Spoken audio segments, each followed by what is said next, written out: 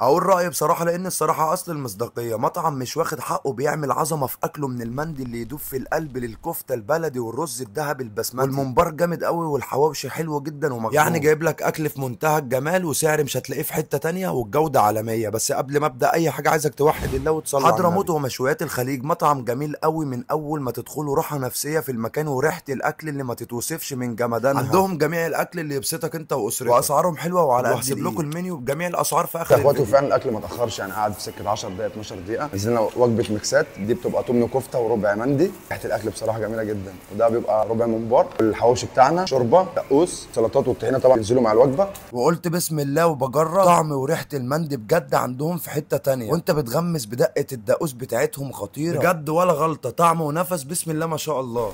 جامد قوي. والممبار عندهم طعمه كان جامد قوي، مش ناقص ان انت تيجي وتجرب بنفسك عشان تتاكد من جوده الاكل وتعرف ان المطعم ده احسن من مطاعم كبيره ومشهوره بس مش واخد حقه. فبنصح اي حد معاك اسره، معاك زوجتك، معاك خطيبتك، معاك اي حد عايز تعزمه على اكله جميله وتشرفك بيرفكت 100%، حضرموت ومشويات الخليج. والعنوان قريب منك جدا، نادي الكهرباء جنب كازيون، جنبه مطعم حضرموت ومشويات الخليج.